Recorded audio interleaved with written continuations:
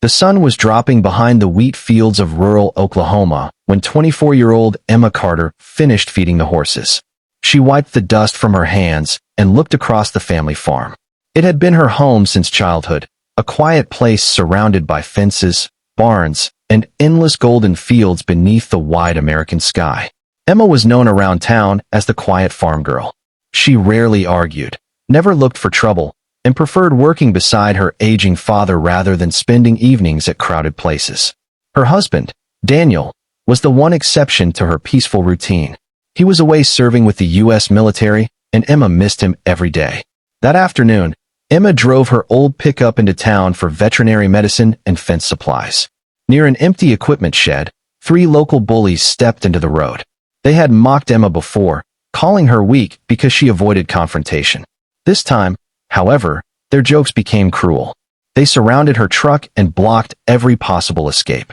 Emma stepped outside and calmly asked them to move. Instead, one grabbed her arm while another took her keys. They dragged her toward a large oak tree behind the shed. Emma struggled and shouted for help, but the surrounding fields were empty. The men tied her wrists with rope, laughing as she pleaded with them to stop.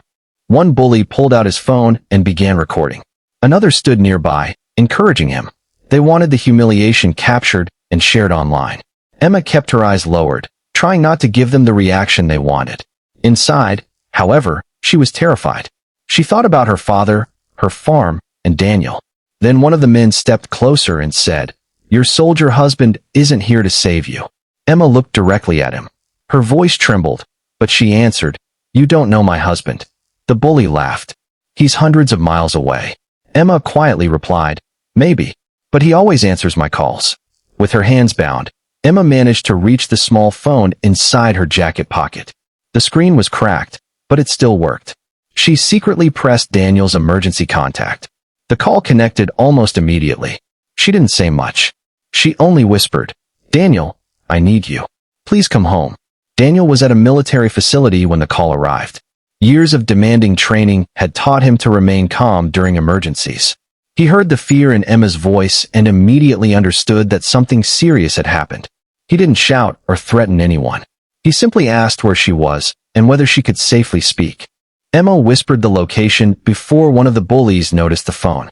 He snatched it away and ended the call. "Who were you talking to?" he demanded. Emma said nothing. The men laughed again, unaware that Daniel had already received enough information to begin contacting the proper authorities and arranging his return. Daniel immediately contacted law enforcement through official channels and provided Emma's location.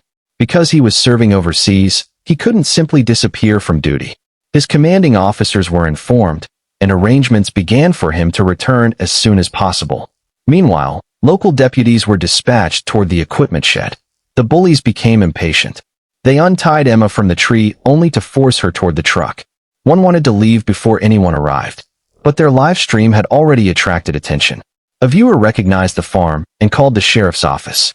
Another viewer saved the recording before it disappeared.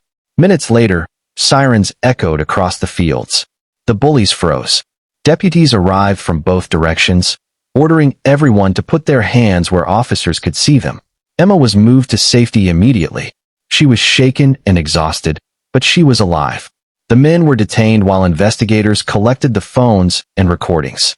At the sheriff's office, Emma gave her statement. She expected people to doubt her because she was known as quiet and private. Instead, investigators listened carefully. The video provided evidence, while messages from viewers helped establish exactly what had happened. Emma's calm testimony became one of the strongest parts of the case. 2 days later, Daniel finally returned to Oklahoma. He drove straight from the airport to the Carter farm. Emma was standing beside the barn when his truck appeared. For several seconds, neither spoke. Then Daniel stepped out, walked across the yard, and wrapped his arms around his wife. Emma cried against his shoulder. "I was scared," she whispered. Daniel held her tighter. "You don't have to be strong every second," he said. "You called me. You survived. That's enough." Emma looked up at him and asked whether he was angry. Daniel nodded, but his voice remained controlled. "I'm angry at what happened, not at you." The investigation continued for several weeks. The recording proved that the attack had been planned, not accidental. The men faced multiple criminal charges related to kidnapping, unlawful restraint, assault, and harassment. Their attempt to turn Emma's suffering into entertainment had instead created evidence that would follow them into court. The community reacted differently after learning the truth. People who once ignored Emma began visiting the farm to offer support. A neighboring farmer repaired a broken section of fencing without accepting payment. The local veterinarian replaced Emma's stolen medicine. Even strangers sent letters telling her that she wasn't alone. Emma slowly regained her confidence. She returned to the work she loved, repairing fences, feeding horses, and helping her father with the crops. She refused to let 3 cruel men decide how she would live. She even started speaking at a local community meeting about reporting bullying and protecting vulnerable people. One evening, Emma and Daniel sat together on the farmhouse porch. The sunset painted the fields orange, and the horses moved quietly behind the fence. Daniel reached for her hand. "You know," he said, "when you called me, you didn't need me to be a soldier. You needed me to be your husband." Emma smiled. "And you came. I always will." She leaned against his shoulder and watched the wind move through the wheat. The experience had changed her, but it hadn't broken her. She understood now that courage wasn't about never feeling afraid. Courage meant feeling afraid and still choosing to survive, speak, and move forward. Months later, the farm looked peaceful again. Children from neighboring families sometimes visited to help feed the animals.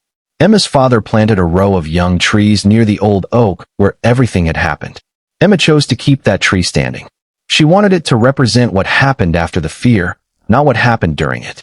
The bullies eventually faced justice in court, while Emma rebuilt her life without allowing their cruelty to define her. Daniel returned to his military duties, but their nightly calls became a cherished routine. Whenever Emma looked across the farm, she remembered one simple truth. She had not been powerless that day. She had reached for help and survived. Years later, people still remembered the story of the quiet farm girl and the husband who came when she called. But Emma didn't want to be remembered as someone who needed rescuing. She wanted people to remember that she spoke up, survived, and stood again.